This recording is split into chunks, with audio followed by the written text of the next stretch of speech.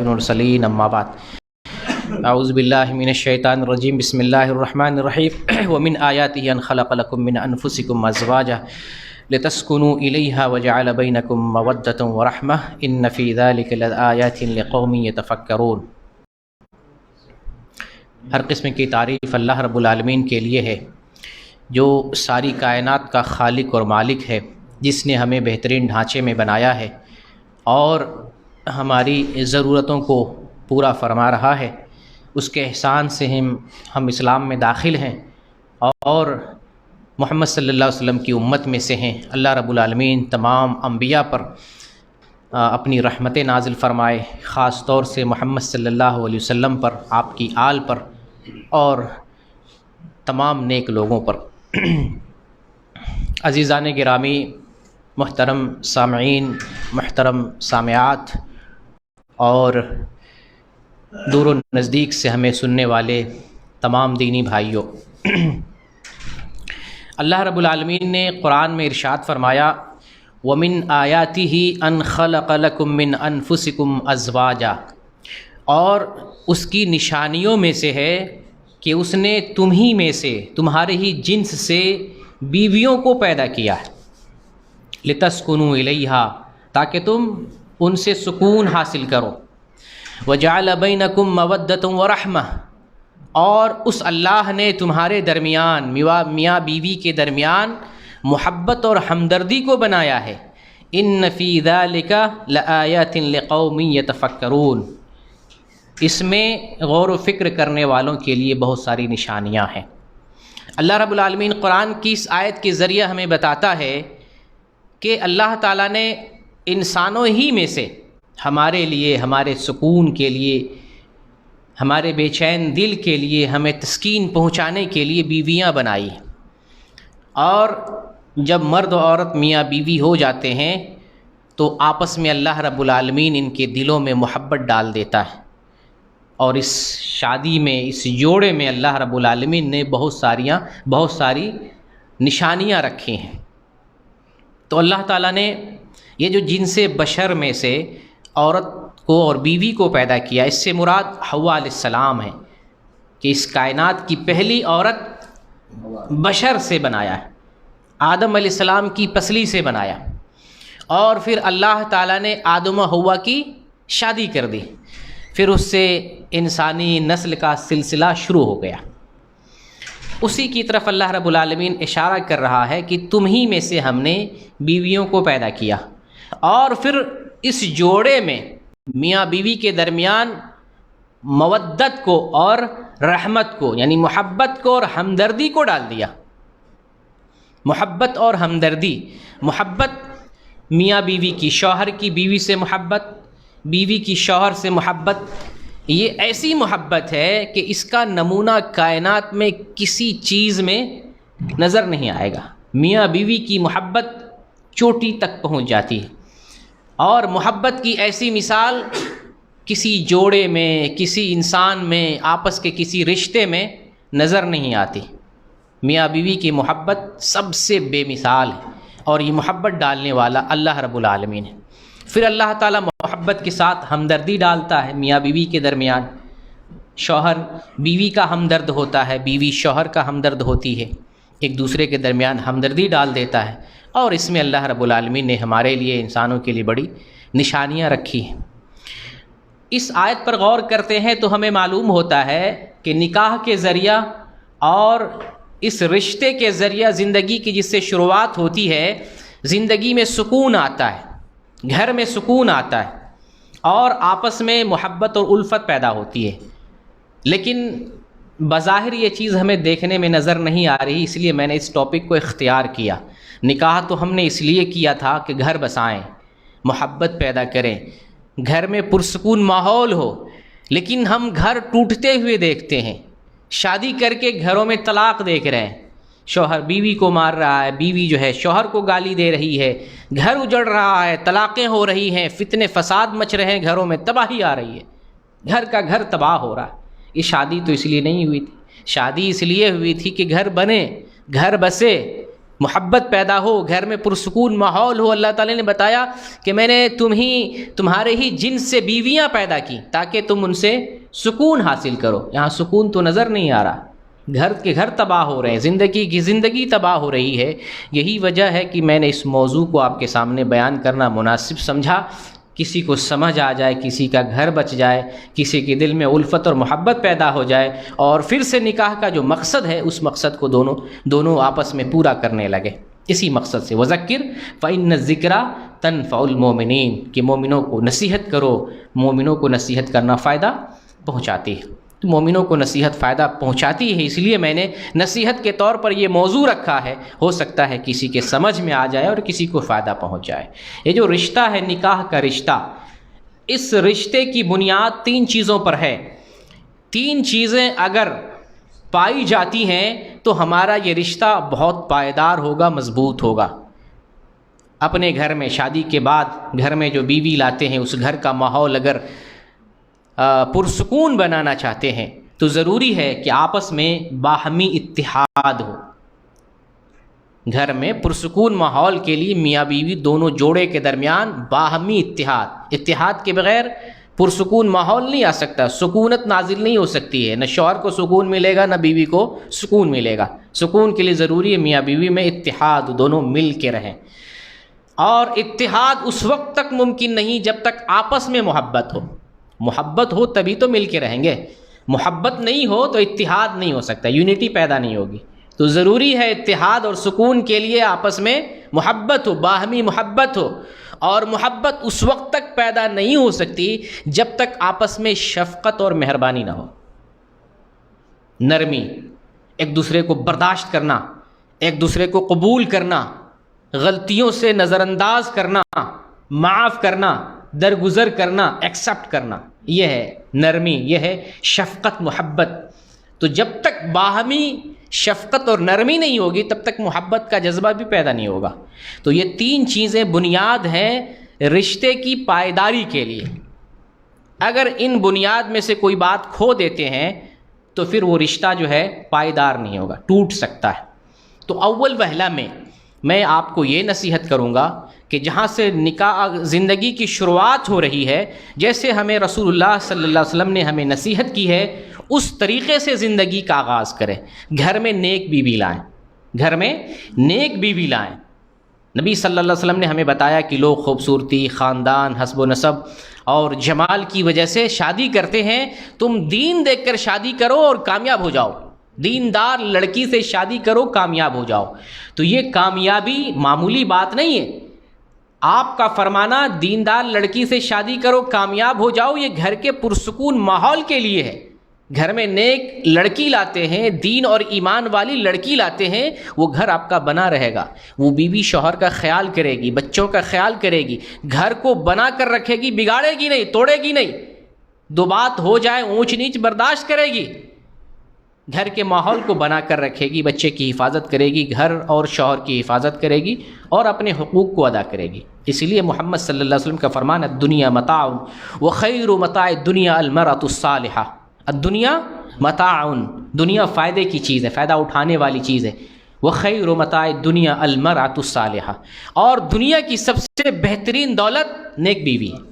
دنیا کی سب سے بہترین دولت نیک بیوی۔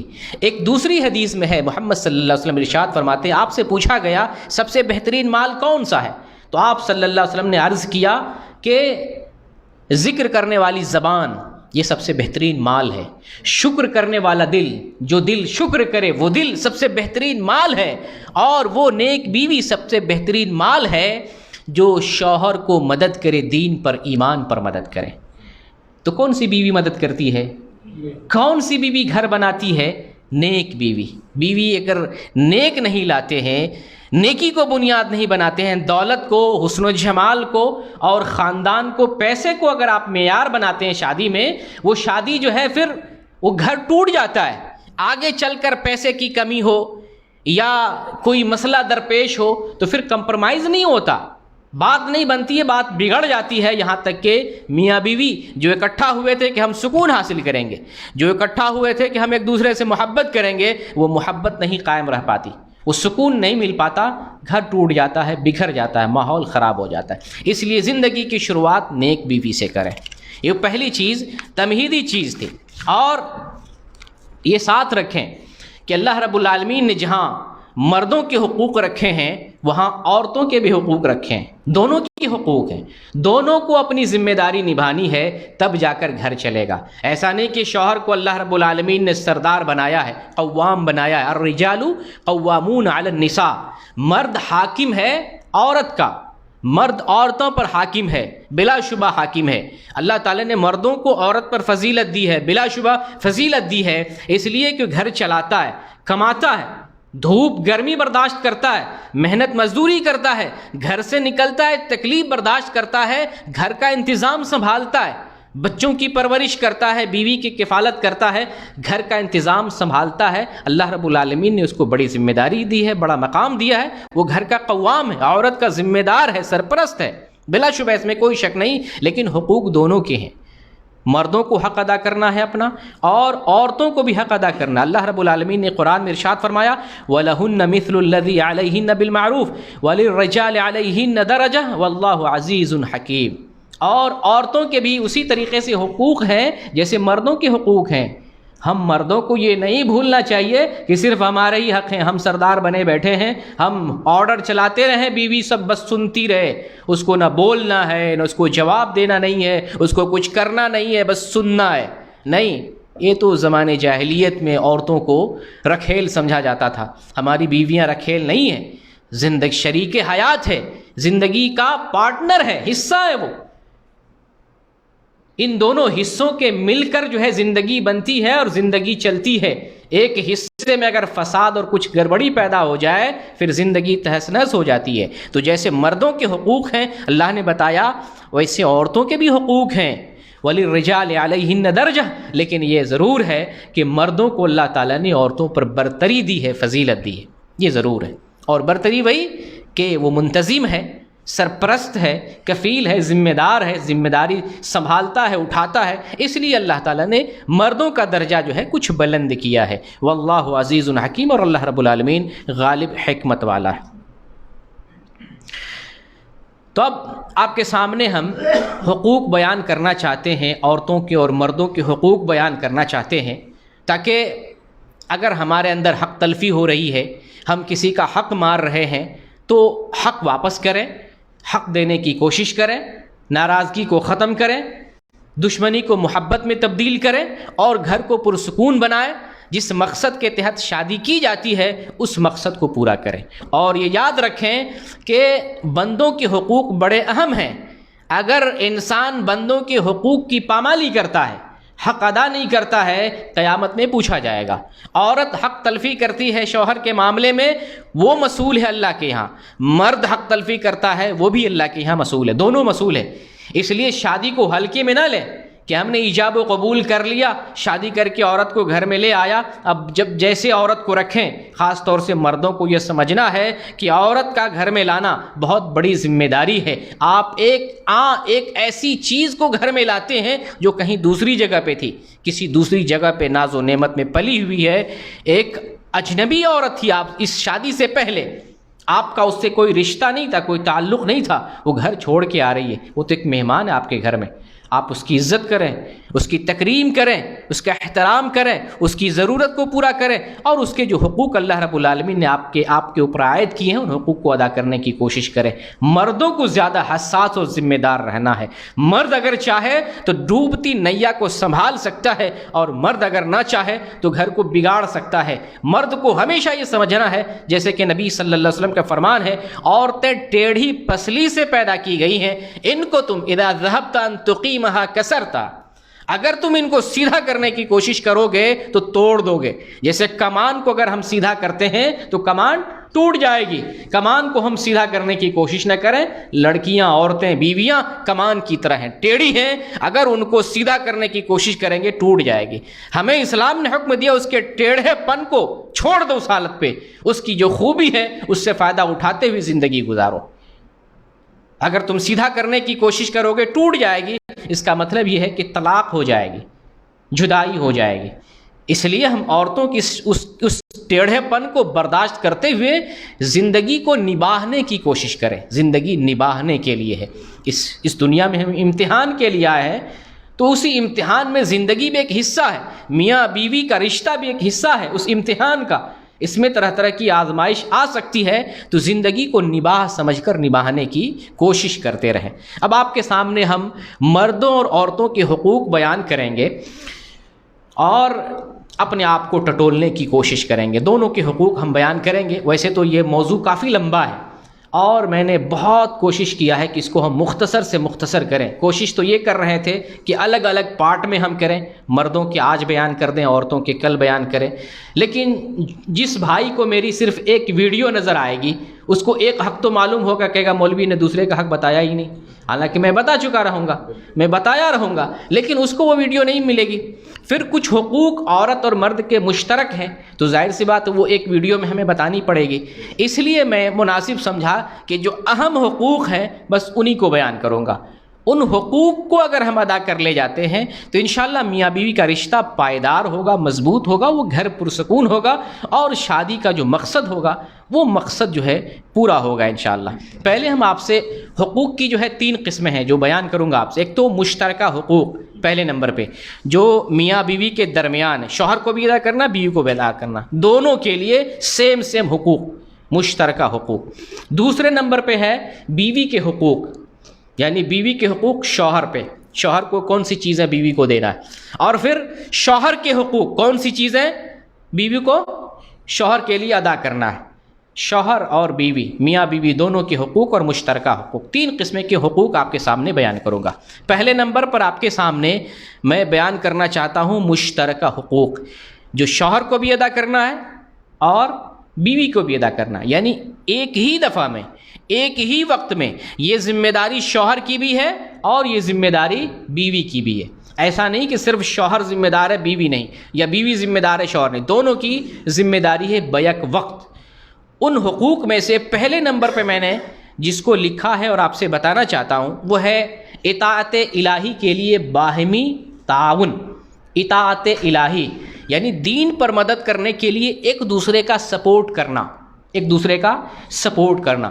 پچھلے پروگرام میں، پچھلے بیان میں نے بتایا تھا، شاید یاد ہوگا، کہ نکاح کی بنیاد کفو پر قائم ہے. کفو آپ نے سنا؟ کفو کہتے ہیں برابری کو. برابری کس معاملے میں؟ ذات میں، برادری میں، تہذیب اور ثقافت میں، لین دین میں، معاملات میں، یا حسب و نسب میں، خوبصورتی میں نہیں. اسلام میں کفو سے مراد ہے دینداری. دونوں طرف سے دینداری ہو، دونوں طرف سے دینداری ہو تو شادی ہوگی. ذات کچھ بھی ہو، برادری کچھ بھی ہو، خوبصورتی ہو کہ نہیں ہو، خاندان کچھ بھی ہو، اگر دین ہے دونوں طرف سے تو ہم شادی کر سکتے ہیں. انڈیا والا سعودی عرب سے، سعودی والا عرب والا پاکستان سے، امریکہ سے، ایک مسلمان ایک کونے میں ہے، دنیا کے کسی بھی کونے کے مسلمان سے شادی کر سکتا ہے.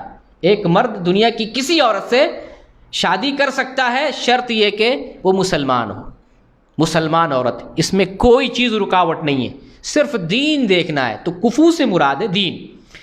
اس دین کو ہمیں نکاح میں ہم نے دین دیکھ کے نکاح کیا، اس لیے لڑکی کی بھی ذمہ داری ہے لڑکا دیکھے ایمان والا ہے کہ نہیں، دین والا ہے کہ نہیں. جیسے لڑکا کو دیکھنا ہے لڑکی دین والا ہے کہ نہیں، دین والی ہے کہ نہیں، ایمان والی ہے کہ نہیں. دونوں کو دیکھنا ہے ایک دوسرے کو. دین کی بنیاد پر شادی ہوئی، اب اس دین کو باقی رہنا ہے.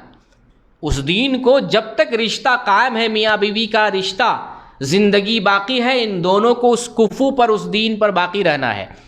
اور دین کا جو کام ہے اس کام پر شوہر بیوی کی مدد کرے اور بیوی شوہر کی مدد کرے، دونوں ایک دوسرے کا تعاون کرے، تبھی زندگی کی گاڑی چلے گی اور باہمی تعاون کا جذبہ پیدا ہوگا. سب سے بڑا تعاون دنیا سے بڑھ کر دین کا تعاون ہوتا ہے. آپ شوہر کو دین کے معاملے پہ مدد کریں، آپ بیوی کی دین کے معاملے پہ مدد کریں. یہ دنیا سے بڑھ کر ہے، کھلانے پلانے سے بڑھ کے. ایک عورت کی ضرورت پوری کرتے ہیں، اس سے بڑی ضرورت یہ ہے کہ عورت کو دین کی ضرورت پوری کریں. نماز نہیں پڑھتی ہے، نمازی بنا دیں. اگر گناہ کر رہی ہے، گناہ چھڑوا دیں. روزہ نہیں رکھتی ہے، روزہ رکھوائیں. صدقہ نہیں کرتی ہیں، صدقہ کی عادت ڈلوا دیں. بھلے اس کی ضرورت میں کچھ کمی کوتاہی کر لیتے ہیں، لیکن اگر دین کی ضرورت پوری کرتے ہیں تو یہ سب سے بڑی بات ہے۔ تو دینی معاملات میں میاں بیوی ایک دوسرے کا تعاون کرے۔ اللہ کا فرمان ہے وَتَعَاوَنُوا عَلَى الْبِرِّ وَالتَّقْوَىٰ، کہ تم ایک دوسرے کی مدد کرو تقویٰ اور نیکی کے کام پر۔ تو یہ تو حکم عام ہے، عبداللہ عبد الرحمن کی مدد کرے، عبد الرحمن عبداللہ کی مدد کرے، ایک عورت دوسرے عورت کی مدد کرے، یہ تو عام حکم ہے۔ تو جب عام لوگوں کے لیے حکم ہے ایک دوسرے کی مدد کرو دین کے کام پر، تو میاں بیوی کے لیے تو اس سے زیادہ ضروری ہے۔ یہ تو آپس میں بہت قریبی رشتے والے ہیں، ایک عام کے لیے خیر خواہی کا جذبہ رکھ رہا ہے دین کے لیے، تو میاں بیوی کے لیے، بیوی میاں کے لیے کتنا زیادہ جذبہ ہونا چاہیے خیر خواہی کا، نیکی کا، اس سے زیادہ جذبہ ہونا چاہیے ایک عام آدمی سے۔ تو یہ آیت بتاتی ہے کہ میاں بیوی کا جو حق ہے کہ ایک دوسرے کا تعاون کرے دین کے معاملے میں۔ اسی طریقے سے ایک حدیث، بہت مشہور حدیث ہے، نبی کریم صلی اللہ علیہ وسلم ارشاد فرماتے ہیں اللہ رحم فرمائے اس آدمی پر، اس مرد پر، رات میں اٹھتا ہے، یہ تہجد کی نماز کے سلسلے میں ہے، رات میں اٹھتا ہے، نماز پڑھتا ہے، پھر بیوی کو جگاتا ہے۔ یہ ہے دین پہ تعاون۔ رات میں اٹھتا ہے، نماز پڑھتا ہے، بیوی کو جگاتا ہے، بیوی انکار کرتی ہے تو پانی کا چھینٹا مارتا ہے، اٹھ جاؤ تم بھی نماز پڑھ لو، میں نے اللہ کی بندگی کر لی، عبادت کر لی ہے، تو بھی اٹھ جاؤ، اللہ اس بندے پر رحم فرمائے۔ اللہ نے نبی صلی اللہ علیہ وسلم نے ایک طرح سے تعریف کی ہے۔ پھر آپ فرماتے ہیں کہ اللہ رحم فرمائے اس عورت پر جو رات کو اٹھتی ہے، نماز پڑھتی ہے اور پھر شوہر کو جگاتی ہے، اگر وہ انکار کرے تو پانی کا چھینٹا مارتی ہے، اٹھے اسے بھی اٹھاتی، اٹھ جا، میں نے بندگی کر لی ہے، تو بھی اللہ کی بندگی کر لے۔ تو یہ ایک دوسرے پر تعاون ہے دین کے معاملے میں۔ شوہر نے تہجد کی نماز پڑھی، اٹھ کر بیوی کو پڑھا رہا ہے، اگر بیوی اٹھ کے نماز پڑھ رہی تہجد کی نماز، شوہر کو اٹھا رہی ہے کہ تو بھی پڑھ لے، میں نے پڑھ لیا تو بھی پڑھ لے۔ تو اسی لیے کہا گیا نا کہ آپ بیوی کیسی لائیں؟ نیک بیوی لائیں، تو بیوی دین پر، ایمان پر آپ کی مدد کرے گی۔ تو یہ دین کی جو ذمہ داری ہے، شوہر کی اور بیوی دونوں کی مشترکہ ذمہ داری ہے کہ دین کے معاملے میں شوہر بیوی کی مدد کرے اور بیوی شوہر کی مدد کرے۔ یہ پہلا مشترکہ حق میں نے بیان کیا جو میاں بیوی کے درمیان۔ ایک دوسرا حق مختصر انداز میں بیان کرنے کی کوشش کروں گا کیونکہ وقت کی کمی ہے۔ ایک دوسرا حق مشترکہ حسن معاشرت، حسن معاشرت، اچھے طریقے سے زندگی گزارنا، حسن معاشرت، یہ شوہر کی بھی ذمہ داری ہے اور بیوی کی بھی ذمہ داری ہے۔ شوہر کی ذمہ داری ہے بیوی سے محبت کرے، بیوی سے پیار کرے، بیوی سے ہمدردی کرے، بیوی سے نرمی سے بات کرے، بیوی کے سکھ دکھ میں کام آئے، بیوی کی مدد کرے۔ یہی ذمہ داری بیوی کی بھی ہے، بیوی کے ساتھ نرمی سے پیش آئے، الفت و محبت کرے، ہمدردی کرے، شوہر بیمار ہو جائے اس کی مدد کرے، اس کے ساتھ ہمدردی کا جذبہ رکھے، دونوں طرف سے۔ جیسے ہم روٹی پکاتے ہیں دونوں ہاتھ ملا کر، اسی طریقے سے شوہر بیوی کی مدد کرے، بیوی شوہر کی مدد کرے، بہترین طریقے سے دونوں زندگی گزارنے کی کوشش کرے، ایک دوسرے کو سپورٹ کر کے، ایک دوسرے کو برداشت کر کے۔ جو ابھی میں بیان کر رہا تھا نا کہ گھر میں پرسکون ماحول بنانے کے لیے 3 چیزیں ضروری ہے، ان 3 چیزوں کو ذہن میں رکھیں۔ باہمی اتحاد ضروری ہے، باہمی اتحاد باہمی محبت کے ذریعے، باہمی محبت چاہیے، اور باہمی محبت کیسے؟ باہمی شفقت اور نرمی کے ذریعے۔ یہ 3 بنیادیں ہیں، ان 3 بنیادوں کو قائم رکھتے ہیں۔ اگر شوہر سے کچھ بھول ہو جائے، بیوی کو سر پہ آسمان نہیں اٹھا لینا ہے، یا بیوی سے اگر غلطی ہو جائے، شوہر جو ہے ڈانٹ پھانٹ کے طلاق دے کے گھر سے نہیں بھگا دینا ہے، برداشت کرنا ہے، غلطیوں کو نظر انداز کرنا ہے، سکھ دکھ میں کام آنا ہے۔ میں نے ایسے بھی کیس دیکھے ہیں، بیوی جو ہے اگر پیرالائز ہو جاتی ہے، لقوہ مار دی جاتی ہے، طلاق دے دیتا ہے، اب اس کو لے کے کیا کریں گے، اس کو ڈھوئیں گے زندگی بھر۔ یا شوہر کو کچھ ہو جاتا ہے، ایسی عورتیں ہوتی ہیں اس شوہر کو چھوڑ کے چلی جاتی ہے، اب تو مجھے کھلا نہیں پائے گا، اب تو مجھے میری دیکھ ریکھ نہیں کر پائے گا۔ تو یہ تو حسن معاشرت نہیں، اس بنیاد پر آپ نے تو شادی نہیں کی تھی۔ یہ شادی کا رشتہ جو ہے، اس کو اللہ رب العالمین نے کہا ہے کہ یہ مضبوط رشتہ ہے، یہ مضبوط رشتہ۔ اللہ تعالیٰ قرآن میں ذکر کرتا ہے وَأَخَذْنَا مِنْكُمْ مِيثَاقًا غَلِيظًا، ان عورتوں نے تم سے مضبوط عہد قائم کر رکھا ہے، تم سے یہ جو نکاح کر رکھا ہے مضبوط رشتہ، مضبوط عہد ہے، اس کو تم ہلکے میں نہیں لینا ہے۔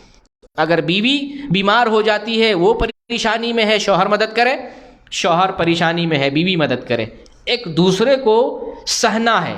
برداشت کرنا ہے، معاف کرنا ہے، درگزر کرنا ہے، ایک دوسرے سے محبت کرنا ہے، ایک دوسرے کا سپورٹ کرنا ہے، تاکہ زندگی بہتر طریقے سے گزر سکے۔ زندگی بہتر گزارنے میں جن چیزوں کی ضرورت ہے، شوہر اس پہ بیوی کی مدد کرے، بیوی شوہر کی مدد کرے، یہ ہے حسن معاشرت، اچھے طریقے سے زندگی گزارنا۔ جیسے کہ اللہ رب العالمین قرآن میں ارشاد فرماتا ہے وَعَاشِرُوهُنَّ بِالْمَعْرُوفِ، مردوں کو خطاب ہوا ہے کہ تم عورتوں سے اچھے طریقے سے زندگی گزارو، بود و باش اختیار کرو، اچھے طریقے سے، ہمدردی سے، انسانیت کے ساتھ، شرافت کے ساتھ، بہترین طریقے سے اور بہترین ذریعے سے۔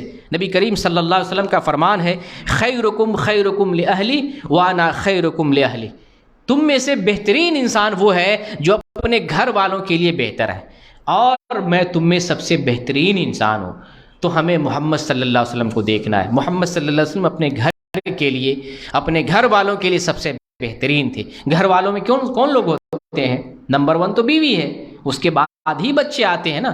گھر والوں میں سب سے مین بیوی ہوتی ہے، تو گھر والوں کے لیے اس میں ماں باپ بھی داخل ہوتے ہیں جو جوائنٹ فیملی ہوتی ہے، لیکن مین گھر والوں میں تو بیوی مراد ہوتی ہے۔ تو اپنے گھر والوں کے ساتھ جو بہتر ہوتا ہے، سب سے اچھا ہوتا ہے، وہ سب سے اچھا انسان کہلایا جاتا ہے۔ ایک حدیث آپ کے سامنے پیش کرنا چاہتا ہوں۔ جابر بن عبداللہ رضی اللہ تعالیٰ عنہ یہ شادی کرتے ہیں، اور شادی کرتے ہیں تو شادی شدہ عورت سے شادی کرتے ہیں۔ اس عورت کی پہلے شادی ہو چکی ہوتی ہے۔ نبی صلی اللہ علیہ وسلم کو پتہ چلتا ہے، آپ پوچھتے ہیں کہ تو نے کس سے شادی کی ہے؟ کنواری لڑکی سے شادی کی ہے یا شادی شدہ عورت سے شادی کی ہے؟ تو وہ کہتے ہیں میں نے شادی شدہ عورت سے شادی کی ہے۔ اصل میں ایک مصلحت تھی، بچے تھے، پہلی بیوی سے کئی بچے تھے، ان بچوں کی پرورش کا مسئلہ تھا، کنواری لڑکی سے ہو سکتا نہیں سنبھلتا، تو انہوں نے جو ہے سیبہ یعنی جو باکرہ نہیں تھی، کنواری نہیں تھی، غیر کنواری لڑکی سے انہوں نے شادی کی۔ نبی صلی اللہ علیہ وسلم کا فرمان دیکھیں، آپ نے فرمایا فہلا جاریہ، تو نے کنواری لڑکی سے کیوں نہیں شادی کی؟ تلاعبها وتلاعبک وتضاحکها وتضاحکک، کہ اگر تم کنواری لڑکی سے شادی کرتے تو تم اس کو کھلاتے، وہ تم کو کھلاتی، تم اس کو ہنساتے، وہ تم کو ہنساتی۔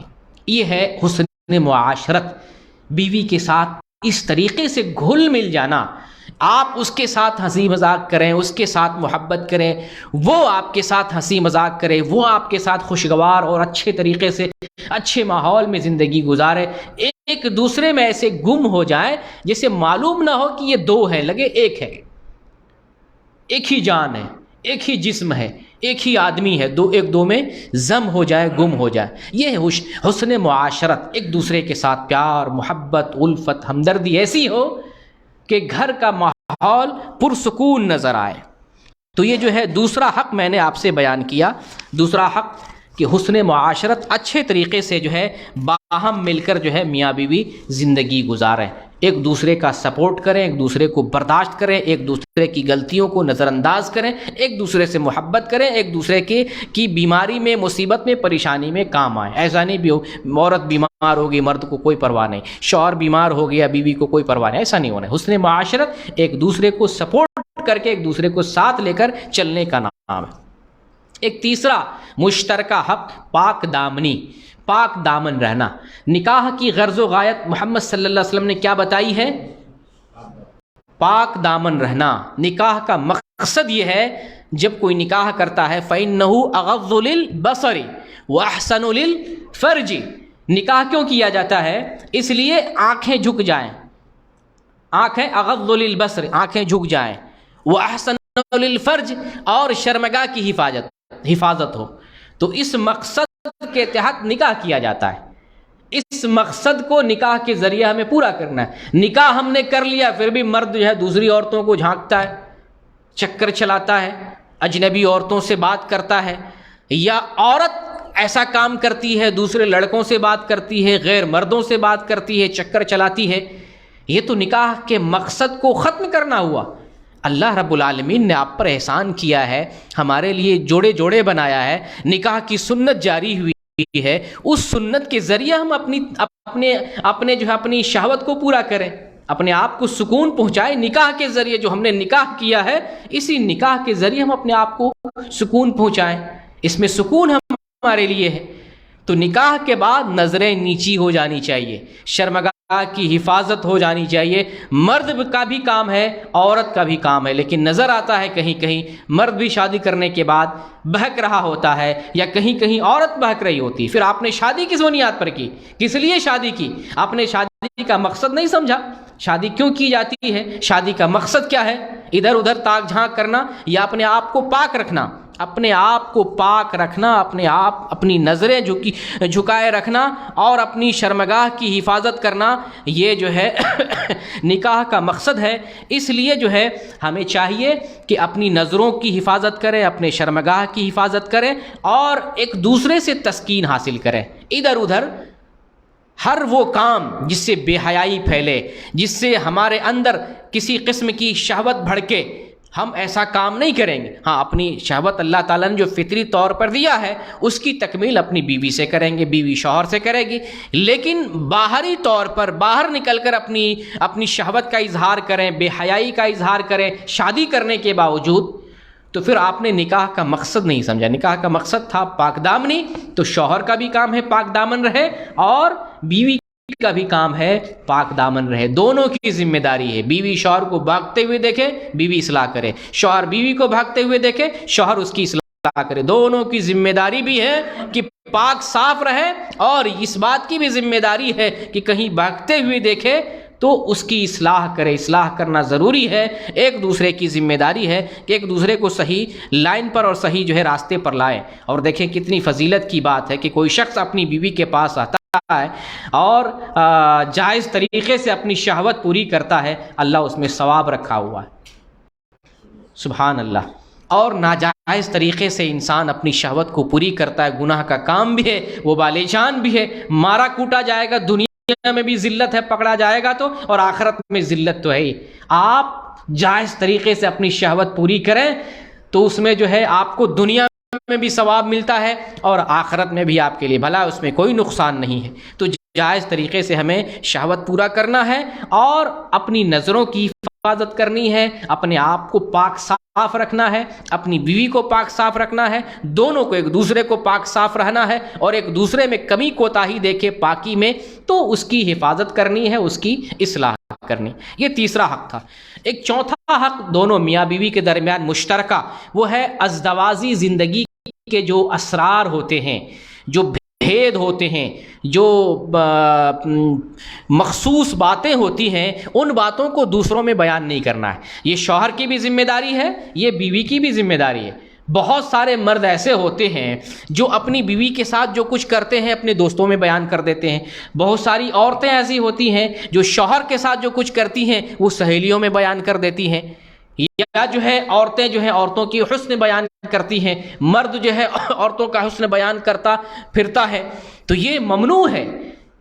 میاں بیوی کے درمیان جو مخصوص باتیں ہیں, چاہے ازدواجی زندگی یعنی ہم بستری کے تعلق سے ہو یا کوئی مخصوص راز ہو, ان رازوں کو بھی جو میاں بیوی کے درمیان سیپریٹ باتیں ہیں, نہ شوہر کسی کو کہے نہ بیوی کسی کو کہو. لیکن ہم دیکھتے ہیں بسا اوقات شوہر جو ہے بیوی کو بے عزت کرنے کے لیے, جہاں الفت محبت نہیں ہوتی ہے, بیوی کو ذلیل کرنے کے لیے بیوی کی کمزوری جو ہے اپنے گھر میں بیان کرتے ہیں, باپ سے, ماں سے, بہن سے, بھائی سے, یا جو ہے کبھی کبھی عورت جو ہے شوہر کو ذلیل کرنے کے لیے, جن کی آپس میں نہیں بنتی ہے, وہ شوہر کو ذلیل کرنے کے لیے شوہر کے خلاف جو ہے باتیں پھر اپنے مائکے میں بیان کرتی ہیں. تو یہ صحیح نہیں ہے. نہ تو آپس کی سیپریٹ باتیں بیان کرنی ہے, اور خاص طور سے جماع اور ہم بستری کی جو باتیں ہیں وہ تو کسی سے بیان نہیں کرنی, بالکل نہیں بیان کرنی ہے. آپ دیکھیں اس سلسلے میں منع کیا گیا ہے. نبی کریم صلی اللہ علیہ وسلم ارشاد فرماتے ہیں, اللہ کے نزدیک سب سے برا آدمی وہ ہے, قیامت کے دن وہ شخص ہے جو عورت کے پاس آتا ہے, عورت اس کے پاس جاتی ہے, یعنی ہم بستری کرتی ہے اور مرد اس کو لوگوں میں بیان کر دیتا ہے. یہ بدترین آدمی ہے. یہ صحیح مسلم کی حدیث, اور صحیح مسلم میں اس حدیث پر باب کیا باندھا گیا ہے؟ باب باندھا گیا باب و تحریم افشاء سر المرأہ, عورت کے بھید راز کی بات کو بیان کرنا حرام ہے. عورت کے راز کی بات جو ہے، عورت کی جو مخصوص بات ہے، ہم بستری کی راز والی ازدواجی زندگی کی جو مخصوص بات ہے وہ کسی سے بیان نہیں کرنا ہے۔ اب دیکھیں یہ بہت بڑی لعنت کی چیز ہے۔ محمد صلی اللہ علیہ وسلم ایک مرتبہ جو ہے ایسی مجلس تھی جس میں عورتیں بھی تھیں اور مرد بھی تھی، عورتیں بھی تھیں، مرد بھی وہاں موجود تھے۔ محمد صلی اللہ علیہ وسلم نے بیان کیا کہ تم میں سے بہت مرد، تم میں سے جو مرد ہے جو ہے اپنی بیوی کے پاس آتا ہے اور پھر کیا وہ جو ہے ان باتوں کو لوگوں میں بیان کرتا ہے، دوسروں میں بیان کرتا ہے۔ پھر آپ نے عورتوں کو کہا کہ تم عورتیں جب شوہروں کے پاس آتی ہو کیا ان باتوں کو دوسرے لوگوں میں بیان کرتی ہو؟ تو ایک عورت کہتی ہے اللہ کے رسول یہ باتیں تو مرد بھی جو ہے دوسروں میں بیان کر دیتے ہیں، عورتیں بھی بیان کر دیتی ہیں۔ تو آپ صلی اللہ علیہ وسلم نے بیان فرمایا کہ ایسا مت کرو، اس کی مثال ایسے ہی ہے جیسا کوئی شیطان سڑک کے کنارے لبے سڑک شیطانہ سے، شیطان عورت سے لبے سڑک ہم بستری کرتا ہے، وطی کرتا ہے اور لوگ دیکھ رہے ہوتے ہیں، یا ایسے ہی اس کی مثال ہے۔ کوئی اپنی بیوی کی بات بتائے تو ظاہر سی بات ہے اس کیفیت کو آپ بیان کر رہے ہیں جس کیفیت میں کسی نے کچھ کیا ہے، تو یہ بیان نہیں کرنا۔ اس کی مثال بہت بدترین مثال ہے، اس راز کو کسی کے سامنے بیان نہیں کرنا چاہیے۔ لیکن افسوس کی بات ہے لوگ جو ہے اپنی بیوی کے ساتھ گھومتے ہیں، کس کرتے ہیں، اٹھتے بیٹھتے ہیں، کھاتے پیتے ہیں، اس کی ویڈیوز بناتے ہیں، تصویریں بناتے ہیں اور انٹرنیٹ پہ جو ہے وائرل کرتے ہیں۔ یہ لعنت کی چیز ہے، لعنت کا سبب ہے۔ مرد کو، مسلمان عورت کو، مسلمان مرد کو ایسا نہیں کرنا چاہیے۔ بیوی کے ساتھ آپ کہاں جا رہے ہیں، کیا کر رہے ہیں، ان سب چیزوں کی تصویر بنائیں، ویڈیوز بنائیں اور انٹرنیٹ پہ وائرل کریں، دوستوں کو بھیجیں اور لوگوں میں واہ واہی کمائیں۔ یہ بہت خطرناک معاملہ ہے، یہ لعنت کی چیز ہے۔ اللہ کی مار پڑ سکتی ہے، اللہ کی پھٹکار آ سکتی ہے، اللہ کے غضب کے شکار ہو سکتے ہیں، کیونکہ یہ بے حیائی ہے اور اللہ کو بے حیائی کبھی پسند نہیں ہے۔ اس لیے بے حیائی کا کام نہ کریں۔ بلکہ بہت سے لوگ تو جو ہے اپنی بیوی بھی نہیں ہے، کسی اور کی لڑکی ہے، چھوکڑی ہوتی ہے، اور مغربی تہذیب نے اس کو کپل کا نام دیا۔ ایک لڑکا ایک لڑکی محبت کرتی، اس کو کپل یعنی جوڑا۔ یہ جوڑا کدھر سے ہو گیا؟ شادی نہیں ہوئی، رشتہ نہیں ہوا، جوڑا کدھر سے ہو گیا؟ مغربی تہذیب چاہتی ہی یہی، ایک اجنبی لڑکا ایک اجنبی لڑکی سے عشق محبت کرے، پیار کرے، اس کو کپل کا نام دو۔ شادی کرنے کی ضرورت نہیں ہے، شادی کے بندھن میں جانے کی ضرورت نہیں۔ اسلام ایک پاکیزہ رشتہ دیتا ہے، اس کا نام کپل۔ اس رشتے سے جو منسلک ہوتا ہے نکاح سے، اس کو ہم کپل کہیں گے، اس کو ہم جوڑا کہیں گے۔ جو حرام کے رشتے میں بدے ہوئے ہیں، اس سے جڑے ہوئے ہیں، وہ کپل نہیں ہے۔ یہ جو مغربی تہذیب کی دین ہے، اللہ تعالی ہمیں اس تہذیب سے بچائے، آمین۔ یہ جو 4 حقوق میں نے مشترکہ حقوق مرد اور عورت کے جو درمیان تھے میں نے بیان کیے۔ اب ہم آپ کے سامنے بیان کرتے ہیں جو علیحدہ حقوق ہیں، شوہر کے حقوق اور بیوی کے حقوق۔ سب سے پہلے میں بیوی کے حقوق آپ سے بیان کرنا چاہتا ہوں۔ بیوی کے حقوق میں پہلے نمبر پر میں مہر کو بیان کروں گا، کیونکہ مہر کے ذریعہ ہی انسان شرمگاہ کو حلال کرتا ہے۔ اور اللہ رب العالمین مہر کے بارے میں قرآن میں ارشاد فرماتا ہے وَآتُوا النِّسَاءَ صَدُقَاتِهِنَّ نِحْلَةً، کہ تم عورتوں کو ان کا مہر خوشی ادا کر دو۔ افسوس کی بات ہے کہ بہت سے لوگ زندگی بھر مہر نہیں دیتے ہیں، بہت سے لوگ مہر دیے بغیر مر جاتے ہیں، بہت سے لوگ بیوی کو طلاق دے دیتے ہیں، فائدہ اٹھا کر چھوڑ دیتے ہیں اور مہر ادا نہیں کرتے ہیں۔ ایسے لوگوں کو خوف کھانا چاہیے، ڈرنا چاہیے۔ یہ عورتوں کا حق ہے اور عورتوں کا حق دینا چاہیے۔ مہر کتنا ہو، کیسے ہو، کتنا دینا چاہیے، اس کی پوری تفصیل تو نہیں بیان کی جا سکتی ہے، لیکن مختصر طور پہ آپ کو یہ بتاؤں کہ مہر میں غلو کرنے سے منع کیا گیا۔ غلو نہیں کرنا، بہت زیادہ مہر دے دے نام کمانے کے لیے، ایسا نہیں ہو۔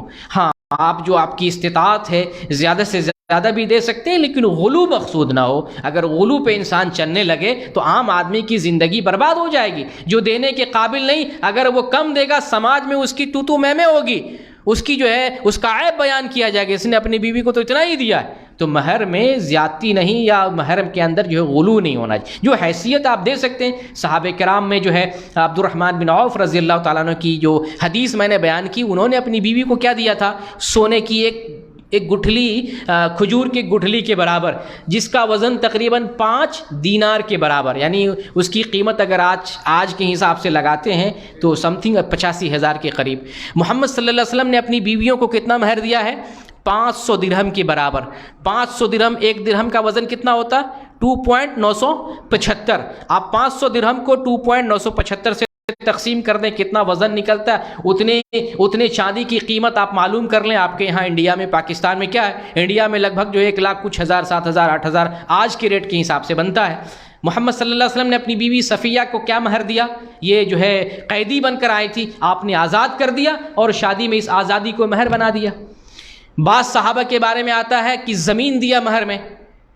بعض صحابہ ثابت بن قیس رضی اللہ تعالیٰ عنہ نے اپنی بیوی کو مہر کے طور پہ ایک باغ دیا تھا. ایک صحابی جو محمد صلی اللہ علیہ وسلم کی محفل میں آتے ہیں اور ایک عورت جو آپ سب سے پہلے رسول اللہ صلی اللہ علیہ وسلم پر پیش کرتی ہیں، آپ نے خواہش ظاہر نہیں کی، اس عورت کا نکاح آپ نے ایک دوسرے مرد سے کیا. انہوں نے مہر میں کیا دیا تھا؟ کچھ صورتیں بیوی کو سکھا دیا. تو سکھانے پہ اجرت لے سکتے ہیں، یہ اجرت انہوں نے معاف کر دی. اجرت قرآن کی تعلیم دینے پر اجرت بنتی ہے نا، تو وہ صحابی فری میں قرآن سکھا دیتے ہیں، یہ اجرت بن جاتی ہے. تو اس طریقے سے بھی مہر ادا کیا گیا ہے. تو مہر، اور سعید بن مسیب رحمۃ اللہ علیہ کا میں نے واقعہ بیان کیا تھا کہ ایک بادشاہ وقت کی طرف سے، جو حاکم کی طرف سے نکاح کا پیغام آیا اپنے بیٹے کا. سعید بن مسیب رحمۃ اللہ علیہ نے اپنی بیٹی کا ہاتھ بادشاہ کے گھر میں نہیں دیا. یہ ہے دیندار لوگ، یہ دین والے تھے، عالم دین تھے، حدیث جانتے تھے، قرآن جانتے تھے. اپنی بیٹی کا رشتہ کس سے کیا؟ آپ کے درس میں ایک طالب علم کثیر بن ابو وداع رحمۃ اللہ علیہ، کثیر ایک طالب علم، اس کی بیوی کا انتقال ہو گیا، 2-3 دن کلاس میں نہیں آئے. استاد نے پوچھا کہاں تھے تم؟ تو اس نے بتایا میری بیوی کا انتقال ہو گیا تھا اس لیے میں نہیں آ سکا. تو بیوی کا انتقال سن کر اپنی بیٹی کا رشتہ ان سے کر دیا. بیٹی خوبصورت لڑکی تھی، ذہین و فتین تھی، عالمہ تھی، بیٹی کا رشتہ اس لڑکے سے، طالب علم سے کر دیا. تو یہ ایمان والے یہ نہیں دیکھتے یہ طالب علم ہے، قلاش ہے، غریب ہے، نوکری نہیں ہے، خوبصورت نہیں ہے، خاندان نہیں ہے، ذات اور برادری نہیں ہے. تعلیم والے، علم والے، پڑھے لکھے لوگ یہ نہیں دیکھتے. پڑھے لکھے لوگ دیکھتے ہیں سامنے والا دیندار ہے کہ نہیں. دین ہے، کسی بھی حال میں ہو شادی کر دو. اور جانتے ہیں مہر کتنا رکھا تھا؟ بیٹی کے لیے 2 درہم مہر مقرر کیا تھا. تو مہر میں آپ کچھ بھی دے سکتے ہیں، جو استطاعت ہے. آپ نقدی کی صورت میں دینا چاہتے ہیں، اپنی حیثیت سے تنخواہ اگر 50,000 ہے، 1 مہینے کی سیلری دے سکتے ہیں، اگر دے دیں. پیسہ دینا چاہتے ہیں آپ، جو ہے اگر سونے چاندی کی شکل میں دینا چاہتے ہیں، آپ گفٹ کی کوئی آئٹم گفٹ کی شکل میں دینا چاہتے ہیں، جو آپ کی استطاعت ہے. لیکن کچھ دے کہ بیوی خوش ہو جائے، لگے بیوی کو ہاں ہمیں شوہر نے کچھ دیا ہے، کچھ قیمت بننے والی چیز، کچھ دل کو خوش کرنے والی چیز تحفے کی شکل میں اور مہر کی شکل میں ہمیں دینا چاہیے. تو یہ مہر جو ہے بیویوں کا حق ہے اور یہ حق جو ہے ہمیں دینا چاہیے. بہت سے لوگ یہ حق ادا نہیں کرتے ہیں، ان لوگوں کے لیے حدیث کے اندر جو ہے وعید آئی ہے، ایسے لوگوں کو جو ہے بچنا چاہیے. نبی کریم صلی اللہ علیہ وسلم ارشاد فرماتے ہیں اللہ کے نزدیک سب سے بڑا گناہ یہ ہے کہ آدمی کسی عورت سے نکاح کر لے، اپنی ضرورت پوری کر لے، طلاق دے دے اور اس کا مہر کھا جائے. وہ بدترین آدمی ہے. شیخ البانی نے اس حدیث کو سلسلہ صحیحہ میں درج کیا، حدیث نمبر 999 ہے. اسی طریقے سے مہر کو کھانے کی ایک شکل کیا جانتے ہیں؟ نکاح شغار، سٹا وٹا کی شادی.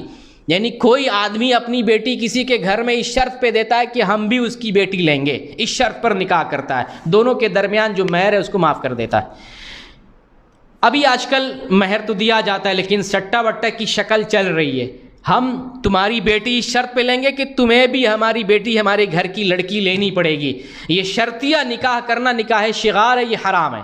ہاں اگر اتفاق سے شادی ہو رہی ہے، آپ نے ایک شادی کر دی، وہاں سے پھر بعد میں یہ شادی ہوئی، شادی میں شرط نہیں طے کی گئی ہے کہ ہم کریں گے تو تجھ کو بھی کرنا پڑے گا، ایسی شرط نہیں ہے تو یہ شادی جائز ہے. لیکن آپ نے شرط لگا دی ہے کہ ہم رشتہ دیں گے تم کو بھی لینا پڑے گا، تو یہ شرط جو ہے نکاح شغار میں سے ہے، یہ حرام نکاح ہے، ایسا نکاح صحیح نہیں ہے. تو بیویوں کے حقوق میں سے پہلا حق میں نے ذکر کیا، مہر دینا جو ہے مہر عورتوں کا حق ہے، اور بہتر یہ ہے کہ نکاح کے وقت دے دیں. اور اگر نکاح کے وقت نہیں دے سکتے، بیوی سے معذرت کر لیں، کچھ دن میں دے دیں گے، چند دن میں دے دیں گے، چند مہینے میں دے دیں گے، جتنی جلدی ہو سکے بیوی کو اس کا حق دے دیں، یہ حق ہے. اگر حق کھائے بغیر کھائے رہ جاتے ہیں، وفات ہو جاتی، ظاہر سی بات ہے اللہ کے یہاں مسئول ہوں گے، پکڑے جائیں گے. دوسرا حق، چونکہ ایک مرد شادی کر کے عورت گھر میں لا رہا ہے اور عورت کو گھر میں رہنا ہے، عورت کو کہاں رہنا ہے؟ گھر میں رہنا ہے. اس عورت کی ضرورت کو کون پورا کرے گا؟ اب اس عورت کا بھائی نہیں ہے، اس عورت کا باپ نہیں ہے، اس عورت کی ماں نہیں ہے، اس عورت کا کوئی رشتہ دار وہاں نہیں ہے، اس عورت کے لیے کون ہے؟ اب لے دے کے اس کا شوہر ہے اور اس عورت کو گھر میں رہنا ہے، گھر سے باہر بھی نہیں نکلنا ہے، تو اس عورت کی جو بھی ضرورت ہے وہ پورا کرنا مرد کی ذمہ داری ہے۔ ان ضرورتوں میں سب سے پہلی ضرورت نفقہ، خوراک۔ 3 قسم کی جو بڑی ضرورتیں عورتوں کی: روٹی، کپڑا اور مکان۔ آپ کھانے کا بندوبست کریں، آپ کپڑے کا بندوبست کریں پہنانے کے لیے، اور آپ اس کے لیے رہائش کا، ضروری نہیں مکان، رہائش کا انتظام کریں۔ یہ 3 بڑی ضرورتیں، بیمار ہو جائے دوا دارو علاج بھی آپ کی ذمہ داری ہے، شوہر کی ذمہ داری ہوتی ہے۔ میں آپ کو دلیل بتاتا ہوں۔ پہلے جو ہے 2 چیزوں کی دلیل، یعنی کھلانے کی اور پہنانے کی دلیل۔ یہ صحیح مسلم کی حدیث ہے 1218 نمبر کی۔ نبی صلی اللہ علیہ وسلم نے حجۃ الوداع کے موقع سے، جب آپ نے حج کیا، اس ٹائم میں آپ نے صحابہ کرام کو بیان کر کے فرما دیا وَلَهُنَّ عَلَيْكُمْ رِزْقُهُنَّ وَكِسْوَتُهُنَّ بِالْمَعْرُوفِ، بھلائی کے ساتھ تمہارے اوپر ان عورتوں کی ذمہ داری ہے، ان کو کھلانا اور ان کو پہنانا تمہاری ذمہ داری ہے، تم مردوں کی ذمہ داری ہے۔ اللہ کے نبی نے اس بات کو حجۃ الوداع کے موقع سے بیان فرما دیا۔ یہ تو کھلانے اور پہنانے کی بات ہو گئی۔ اب آتے ہیں آپ کو رہائش دینے کی دلیل دیتے ہیں آپ کو۔ سورہ طلاق میں اللہ رب العالمین نے ذکر کیا اسکنوہن من حیث سکنتم من وجدکم، اپنی طاقت کے مطابق جہاں تم رہتے ہو وہاں اس کو ٹھہرانے کے لیے جگہ متعین کرو، جگہ عطا کرو، ان کے لیے رہائش کا بندوبست کرو جہاں تم رہتے ہو اپنی طاقت اور حیثیت کے مطابق۔ یہ آیت تو دراصل طلاق شدہ کے بارے میں ہے۔ اگر عورت کو طلاق دے دیتے ہو، طلاق رجعی ہے، تو طلاق رجعی کی صورت میں عورت اسی گھر میں رہے گی جو شوہر کا گھر ہے۔ یہ ہماری بدنصیبی ہے، عورت کو طلاق دیتے ہیں اور لات مار کے بھگا دیتے، اب تمہارا کوئی رشتہ نہیں ہے۔ میرے بھائی یہ ظلم ہے، عورتوں پر ظلم کر رہے ہیں۔ اللہ کے نبی نے عورتوں کے معاملے میں ڈرنے کی وصیت کی ہے۔ ڈرو، عورتوں کے معاملے میں اللہ کا خوف کھاؤ، اس پر ظلم نہ کرو۔ آپ نے ابھی طلاق دی ہے، اس کا حق نہیں مار سکتے۔ طلاق رجعی میں جو عدت ہے، اس عدت میں شوہر پر اس کی خوراک بھی ہے اور اس کے لیے سکنا بھی ہے، نفقہ بھی ہے، سکنا بھی ہے، یعنی آپ کو کھلانا بھی ہے اور آپ کو رہائش بھی دینا، اسی گھر میں رہنا ہے جس گھر میں طلاق دی گئی، اس کو آپ گھر سے نہ نکالیں، اسی گھر میں رہنا ہے۔ یہ طلاق شدہ کے بارے میں ہے، اور یہ جو ہے تمام عورتوں کے بارے میں ہے کہ ان عورتوں کو وہاں رکھنا ہے جہاں شوہر رہتا ہے، رہائش مہیا کرنا ہے، یہ مرد کے ذمہ ہے۔ یہ 3 جو ہے بڑی ضرورتیں تھیں، کھلانا، کپڑے پہنانا اور اس کے لیے رہائش کا انتظام کرنا۔ اس کے علاوہ بھی ہدیہ تحفہ کا معاملہ ہو یا جو ہے علاج کا معاملہ ہو اور دیگر ضروریات ہوں، عورت کو جن چیزوں کی ضرورت ہے، ضرورت انسانی زندگی میں جن چیزوں کی ضرورت پڑتی ہے، ان ضرورت کو جو ہے پورا کرنا شوہر کی ذمہ داری ہے۔ بعض دفعہ ایسا ہوتا ہے کہ شوہر بخیل ہوتا ہے، شوہر بخیل ہوتا ہے، عورت کو اس کا حق نہیں دیتا، یعنی اتنا خرچ نہیں دیتا ہے جتنا خرچ دینا چاہیے۔ بہت سے سعودی عرب میں رہنے والے لوگ ہیں، پیسہ بچا بچا کے اپنے اکاؤنٹ میں، بیوی کو بس گزارا ہو جائے، نمک روٹی پہ سکھا سکھا کھائے۔ بھائی آپ کو اللہ تعالیٰ نے جو حیثیت دی ہے، آپ یہاں کے حساب سے 2000 کماتے ہیں، انڈیا کے حساب سے کتنا ہو گیا؟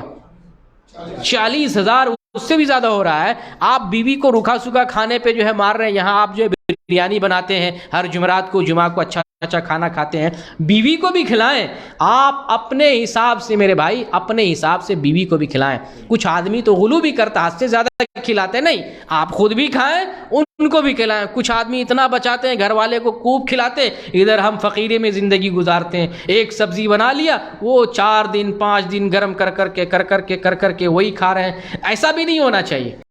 ہم بھی کھائیں، کما کے صرف ادھر ہی نہیں دینا ہے، ہم بھی کھائیں۔ ہم گھر والے ہمارے لسٹ بناتے ہیں، آج بریانی کھانا ہے، آج مٹن کھانا ہے، آج قورمہ کھانا ہے۔ سعودی والوں کے گھروں میں عام طور سے ایسا چلتا ہے، اور ہم یہاں جو ہے فقیرے میں زندگی گزار۔ ہم بھی کھائیں، اگر نہیں پکا سکتے ہیں 1-2 دن آپ ہوٹل میں اچھا جا کے کھائیں، مندی جا کے کھائیں۔ 250 روپے کی پلیٹ بنتی ہے، 100 ریال 120 ریال کم از کم، نفری جو ہے 120 ریال 140 ریال کے لیے کبھی ایک مہینے وہ بھی کھا لیں۔ صرف کما کے بیوی گھر والوں اور انہیں کو نہ کھلائیں، اپنے اوپر بھی خرچ کرنا چاہیے۔ ٹھیک ہے، تو کچھ میں بیان کر رہا تھا، کچھ جو ہے شوہر بخیل ہوتا ہے.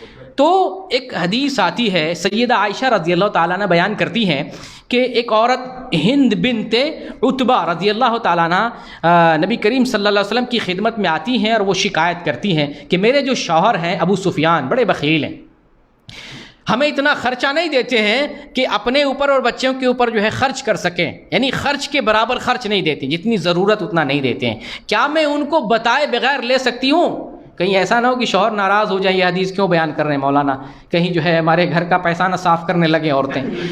تو یہ حدیث ہے تو بیان کرنا پڑے گا. یا تو آپ بخیل نہ بنیں، اگر بخیل نہیں بنتے ہیں، بیوی امانت دار ہے، تو اللہ کی قسم وہ بیویاں آپ کا پیسہ بچائیں گی.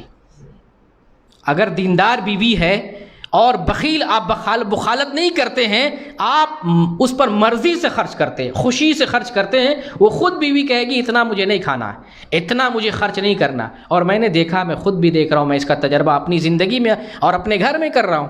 بیوی کو اچھے سے خوش رکھیں گے، وہ خود ہی کفایت شعار بن جائے گی. لیکن بخالت کریں گے تو چوری ڈکیتی ہوگی، اسے بچنا چاہیے. ٹھیک ہے، تو وہ کہتی ہیں کہ اللہ کے رسول میرے شوہر بخیل ہیں، اتنا خرچہ نہیں دیتے ہیں جتنی ضرورت ہے ہمارے لیے اور بچوں کے لیے، کیا میں بغیر بتائے لے سکتی ہوں؟ تو اللہ کے رسول صلی اللہ علیہ وسلم نے اجازت دی ہے کہ تم بغیر بتائے اس کے مال میں سے، ابو سفیان کے مال میں سے جتنی تمہاری ضرورت ہے بھی تمہارے لیے بچے کے لیے لے سکتی ہو. تو میرے بھائی، آپ کی بیوی آپ کے جیب سے پیسہ چرا سکتی ہے، آپ کی تجوری سے پیسہ لے سکتی ہے، یہ اجازت ہے اور دلیل ہے. اور ان عورتوں کو یہ حدیث سمجھ لینا چاہیے، جان لینا چاہیے، یہ حدیث موجود ہے اور اس حدیث پر جو ہے عمل کر سکتی ہے. لہٰذا ہمیں بخیل اور بخالت سے جو ہے بخیل بن کر اور بخالت سے کام نہیں لینا چاہیے. لیکن یہاں پر یہ بھی ہے کہ عورت کو بھی ناجائز ڈیمانڈ نہیں کرنا چاہیے. پڑوسن کو دیکھ دیکھ کے جو ہے ڈیمانڈ کرتی ہے، یا جو ہے اپنی جو ہے دوسری اپنے گھر کی دوسری بہوؤں کو یا دوسری نندوں کو یا دوسری جو ہے دیورانیوں کو دیکھ دیکھ کر کے وہ تو اتنا اچھا پہنتی ہے، وہ تو اتنا اچھا کھاتی ہے، ان کو تو اتنا خرچہ ملتا ہے، ہمیں کیوں نہیں ملتا ہے؟ تو دیکھ دیکھ کے نہیں جو ہے ہمیں شوق پالنا چاہیے. جو حیثیت ہے، کہا جاتا ہے جتنی چادر ہے اتنا ہی پیر پھیلاؤ. تو عورتوں کو بھی سمجھنا ہے ہمارے شوہر جس حیثیت کے ہیں، جتنی حیثیت ہے ہم اس حیثیت سے زندگی گزاریں گے. ہم دوسروں کا دیکھ کے اڑنے کی کوشش نہیں کریں گے. گاؤں دیہات میں اور خاص طور سے جوائنٹ فیملی میں دیکھ دیکھ کے بہت رواج بنا ہوا کہ وہ ایسا پہن رہی ہے، وہ ایسا کھا رہی ہے، وہ ایسا کر رہی ہے تو ہم بھی ایسا کریں. ایسا نہیں ہونا چاہیے. ایک طرف بیوی کو بھی سمجھدار ہونا ہے، ناجائز ڈیمانڈ نہیں کرنا ہے، ناجائز خواہش نہیں کرنی ہے. دوسری طرف شوہر کو بھی بخالت سے کام نہیں لینا ہے، ورنہ بیوی کو حق ہے آپ کے مال میں سے وہ بغیر اجازت کے چپکے سے لے سکتی ہے. تو یہ نفقہ کے تعلق سے آپ کے سامنے یہ باتیں بیان کر رہا تھا. ایک مسئلہ یہاں ضروری بیان کر دوں، چونکہ ہم پردیس میں ہیں، یہ مسئلہ آنا چاہیے، حقوق کا معاملہ ہے کہ کیا کوئی شوہر، چونکہ رہائش کی بات ہوئی اور رہائش بیوی کو وہاں رہنا ہے جہاں شوہر رہے، یہاں ایک سوال پیدا ہوتا ہے کہ کیا شوہر بیوی کو چھوڑ کے پردیس میں رہ سکتا ہے؟ یہ سوال پیدا ہوتا ہے. تو اسلامی شریعت کی روشنی میں حکم تو یہی ہے کہ شوہر بیوی کو اپنے ساتھ رکھے، اپنے پاس رکھے، جہاں وہ رہ رہا ہے وہیں رکھے. لیکن اگر ضرورت ہے کمانے کی، بیوی صبر کر سکتی ہے. صبر دو چیز، ایک صبر کر سکتی ہے، دوسری وہ اجازت دے رہی، راضی ہے کہ ٹھیک آپ باہر جا سکتے ہیں، میں صبر کر سکتی ہوں، صبر کر لوں گی، تو آپ باہر جا سکتے ہیں، باہر کما سکتے ہیں. جتنے دن صبر کر سکتی ہے، سال، 2 سال، 6 مہینے، آپ اتنے دن کے لیے باہر جا سکتے ہیں. لیکن اگر وہ اجازت نہیں دیتی ہے اور پھر بھی آپ باہر جاتے ہیں، بیوی گناہ میں واقع ہوتی ہے، تو آپ بھی اللہ کے یہاں پکڑے جائیں گے، آپ بھی مسئول ہیں. کیونکہ نکاح اس لیے کیا گیا ہے تاکہ جو انسان کی خواہش ہے اس کی تکمیل جائز طریقے سے ہو سکے. ظاہر سی بات، آپ جو ہے باہر چلے جائیں گے تو آپ بھی گناہ میں واقع ہو سکتے ہیں اور بیوی بھی واقع ہو سکتی ہے. تو اگر صبر کر سکتے ہیں، صبر کا دامن تھام سکتے ہیں، بیوی اجازت دے رہی ہے، یہاں بیوی کا پلڑا بھاری ہے، بیوی کی اجازت چاہیے. اگر اجازت دے رہی ہے، راضی ہے، تو آپ باہر جا سکتے ہیں. اجازت نہیں دے رہی ہے یا صبر نہیں ہو رہا ہے یا دیکھ رہے ہیں بیوی کے بارے میں آپ غلط فہمی سن رہے ہیں، بیوی کے بارے میں غلط باتیں سن رہے ہیں، تو آپ کو پھر وہاں ایکشن لینا ہے، آپ کو کچھ کرنا ہے، یا ساتھ رکھنا ہے، یا آپ کو جو ہے یہاں سے پرواز کر کے اپنے گھر میں اپنی بیوی کے ساتھ رہنا ہے. لیکن ایسا نہ ہو کہ شادی کرنے کے بعد گناہ کا دروازہ کھلے. اجازت اور صبر کے ساتھ جو ہے آپ باہر رہ سکتے ہیں. یہ مسئلہ جو ہے آپ کے ذہن میں رہنا چاہیے. ورنہ اگر آپ کئی سال، جیسے بنگلہ دیش کے بہت سارے بھائی ناراض نہیں ہو، یا انڈیا ہی کے، نیپال کے بہت سارے بھائی 10 سال 15 سال گھر نہیں جاتے اور وہ شادی شدہ ہے، بچے بھی ہیں، وہ عورت اگر جو ہے چاہے تو اور ڈیمانڈ کرے شوہر کو واپس آ جائے، اگر نہیں آتا ہے شوہر تو مقدمہ کر سکتی ہے، کیس کر سکتی، پنچایت کر سکتی ہے اور نکاح کو فسخ کرا سکتی ہے. لیکن یہاں یہ بات یاد رہے، اگر ایک شوہر بیوی سے 10-20 سال بھی باہر رہ جاتا ہے، دور رہتا ہے، نکاح نہیں ٹوٹے گا، نکاح باقی ہے. نکاح اسی وقت ٹوٹے گا جب دونوں کے درمیان فسخ، نکاح کو جدا کیا جائے، توڑا جائے قاضی کے ذریعہ، یا جو ہے لوگوں میں پنچایت، دینی جو ہے لوگوں اور رہنماؤں کے ذریعہ. لیکن اگر دور رہنے سے نکاح نہیں ٹوٹتا، ٹھیک ہے. لیکن اگر بیوی چاہے زیادہ لمبا دور ہو گئے اور آپ بات سن نہیں رہے، آ نہیں رہے، تو نکاح اس کو حق ہے اپنی نکاح کو فسخ کرا کے ایسے مرد سے شادی کرے جس کے ساتھ وہ رہ سکتی ہے.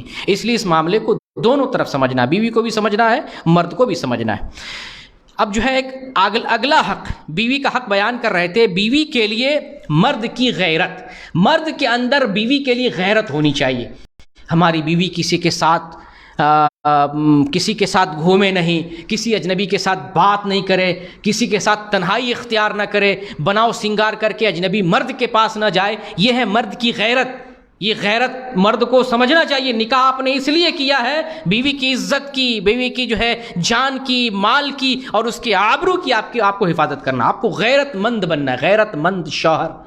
بے غیرت شوہر بنیں گے تو اس کے لیے وعید آئی ہے. غیرت مند شوہر بننا ہے. کیسی غیرت ہونی چاہیے دیکھیے. مغیرہ رضی اللہ تعالیٰ عنہ بیان کرتے ہیں کہ سعد بن عبادہ رضی اللہ تعالیٰ عنہ نے کہا کہ اگر میں اپنی بیوی کے ساتھ کسی غیر مرد کو دیکھ لوں تو ننگی تلوار کی دھار سے اس کو میں کاٹ ڈالوں گا. یہ بات جب رسول اللہ صلی اللہ علیہ وسلم کو معلوم ہوئی تو آپ نے فرمایا کیا تم سعد کی غیرت پر تعجب کرتے ہو؟ میں ان سے بھی زیادہ غیرت رکھنے والا ہوں اور اللہ رب العالمین مجھ سے بھی زیادہ غیرت رکھنے والا ہے. اپنی بیوی کو کسی غیر مرد کے ساتھ کوئی مسلمان، کوئی مرد، کوئی شوہر برداشت نہیں کر سکتا ہے. اور شوہر کو بھی چاہیے گھر میں ایسا کوئی مرد داخل نہ ہونے دے جو بیوی کی عزت و آبرو کے ساتھ کھیلے یا بیوی کے ساتھ جو ہے غلط کر سکے. بیوی کی بھی ضرورت، ذمہ داری ہے کہ شوہر نے جس کے لیے منع کر دیا فلاں لڑکا نہیں آنا چاہیے، فلاں مرد نہیں آنا چاہیے، اجنبی کوئی مرد تیرے گھر میں میرے غائبانے میں نہیں آنا چاہیے، بیوی کو بھی اس بات کا خیال کرنا چاہیے کہ شوہر کی عدم موجودگی میں جس کو منع کیا ہے اس مرد کو گھر میں نہ آنے دے. یہ بیوی کی بھی ذمہ داری ہے. اور ہمیں غیرت مند مرد بننا، غیرت کے ساتھ زندگی گزارنی. بیوی کے لیے، گھر کے لیے بغیرتی نہیں برداشت کرنی ہے. ایک حدیث میں آیا ہے کہ اللہ رب العالمین نے 3 قسم کے لوگوں پر جنت کو حرام کر دیا ہے. ایک وہ آدمی جو شراب پیتا ہے، اور ایک وہ آدمی جو نافرمانی کرتا ہے، اور ایک وہ آدمی جو بے غیرت ہے، دیوس ہے. بے غیرت کو دیوس کہا گیا ہے. دیوس نہیں بنے، بے غیرت نہیں بنے، ہمیں غیرت مند بننا ہے. دیوس کسے کہتے ہیں؟ نبی صلی اللہ علیہ وسلم نے بیان کیا ہے، صحیح الترغیب کی روایت ہے، الدیوس الذی یقر فی اہل بیتہ الخبث. دیوس وہ ہوتا ہے جو اپنے گھر کے عورتوں میں، گھر والیوں میں، گھر کی عورتوں میں خباثت کو، بے غیرتی کو، بے عزتی کو، بے حیائی کو برداشت کرے. گھر کی عورتوں کو دیکھ رہا ہے ننگی گھوم رہی ہے، برہنہ گھوم رہی ہے، چوک چوراہوں پہ جا رہی ہے، غیر مردوں سے بات کر رہی ہے، اجنبی مردوں سے مذاق کر رہی ہے، اجنبی مردوں سے چیٹ کر رہی ہے، ٹھٹا مخول کر رہی ہے، برہنہ لباس لگا کر گھوم پھر رہی ہے، آ جا رہی ہے، اور یہ دیوس بنا گھر میں بیٹھا ہوا ہے، کچھ ایکشن نہیں لے رہا، کچھ کر نہیں رہا. تو دیوس نہیں بننا ہے. مرد کو غیرت مند بننا ہے. مرد کو بھی غیرت مند بننا ہے اور عورت کو بھی ذمہ داری ہے. لیکن اصل مرد تو حاکم ہے نا عورت کا. تو مرد کی ذمہ داری اپنے گھر میں بغیرتی کو، بے حیائی کو پسند نہ کرے. ورنہ اگر بہت سے مرد ایسے ہیں آج کل کے اپنے گھر کی عورتوں میں بے حیائی برداشت کیے بیٹھے ہیں، خاص طور سے جوائنٹ فیملی میں. سوچتے ہیں اگر میں نے فلاں عورت کے بارے میں گھر کے ذمہ دار کو کچھ کہہ دیا تو گھر ٹوٹ جائے گا، اس کے بارے میں کچھ کہہ دیا گھر ٹوٹ جائے گا. گھر ٹوٹ جائے، آپ اپنی بیوی بچوں کو لے کے الگ ہو جائیں لیکن بے غیرتی کو برداشت نہیں کریں. ایک گھر میں جوائنٹ فیملی میں کئی بہویں رہتی ہیں، ایک ناچ گانے میں جاری، اس کا اثر آپ کی بیوی پر پڑتا ہے، آپ کی اولاد پہ پڑتا ہے، گھر کے تمام عورتوں پہ پڑتا ہے. بغیرتی کو برداشت نہ کریں. اس جوائنٹ فیملی کو توڑ سکے تو توڑ دیں، اگر اصلاح ہو سکے اصلاح کریں بغیرتی کی، اگر اصلاح نہ کر سکے اپنے بچوں کو لے کے الگ ہو جائیں. دیوس نہ بنے، یہ جہنم میں جانے کا سبب ہے۔ تو مرد کو غیرت مند بننا ہے۔ ایک حق یہ بھی ہے کہ اگر ایک مرد ایک سے زیادہ شادی کرتا ہے تو بیویوں کے درمیان عدل کرے، سونے میں عدل کرے، محبت میں عدل کرے، لین دین میں عدل کرے، تحفہ دینے میں عدل کرے، اور پیار محبت، ہنسی مذاق، ہر اعتبار سے ہمدردی جتانے میں ہر اعتبار سے عدل کرے، برابری کرے، کیونکہ اللہ تعالیٰ نے فرمایا فَإِنْ خِفْتُمْ أَلَّا تَعْدِلُوا فَوَاحِدَةً، اگر تمہیں ڈر ہے کہ ایک سے زیادہ بیویوں کے درمیان انصاف نہ کر سکو، عدل نہ کر سکو، تو صرف ایک ہی بیوی رکھو، ایک سے زیادہ شادی نہ کرو۔ عدل دوسری شادی کب کر سکتے ہیں؟ 3 شرطیں: آپ بیویوں کے درمیان عدل کر سکیں، آپ تمام بیویوں کو کھلا سکیں، ضرورتیں پوری کر سکیں، آپ کے اندر تمام بیویوں کو خوش رکھنے کی مردانگی قوت موجود ہو۔ یہ 3 شرطیں پائی جاتی ہیں تب جا کے آپ دوسری شادی کریں گے، ورنہ نہیں کریں گے۔ دوسری شادی کرنے کے لیے پہلی بیوی سے اجازت لینا ضروری نہیں ہے، لیکن اس سے چھپانا بھی نہیں چاہیے۔ اس سے چھپا کے کیوں کرنا جب اجازت اسلام نے دیا ہے تو؟ اور پھر پہلی بیوی کے لیے بھی جائز نہیں ہے کہ جو ہے شوہر کو دوسری شادی سے منع کرے اگر وہ شرطیں پوری کر رہا ہے۔ 3 شرطیں موجود ہیں تو بیوی کو منع کرنے کی ضرورت نہیں ہے، اور اگر دوسری شادی کر بھی لیا ہے تو پہلی بیوی کے لیے یہ حق نہیں ہے کہ طلاق دینے کے لیے اپنے شوہر کو مجبور کرے تو اس کو طلاق دے دو۔ تو یہ ساری چیزیں نہیں، اسلام نے اجازت دی ہے، ایک سے زیادہ شادی کر سکتا ہے، لیکن کنڈیشن ہے اگر وہ ایک سے زیادہ شادی کرتا ہے تو تمام حقوق دینے پڑیں گے۔ اگر ایک مرد تمام بیویوں کے ساتھ یکساں سلوک کرتا ہے میرے خیال سے تب جو ہے بیویاں جو ہے آپس میں جو ہے لڑائی جھگڑے نہیں کریں گی اور گھر نہیں ٹوٹے گا۔ نبی کریم صلی اللہ علیہ وسلم فرماتے ہیں کہ جس کی ایک سے زیادہ بیویاں اور 2 بیویاں ہوں اور ایک کو برتری دیتا ہے، فوقیت دیتا ہے، قیامت میں اس حال میں آ گیا اس کا ایک جو ہے پہلو جو ہے مائل ہوگا، پتہ چل جائے گا یہ ناانصافی کرنے والا آدمی تھا۔ اسی طریقے سے بیوی کے حقوق میں سے یہ بھی ہے کہ بیوی اگر شوہر کو ناپسند کرے، خلا چاہے تو خلا دے دینا چاہیے۔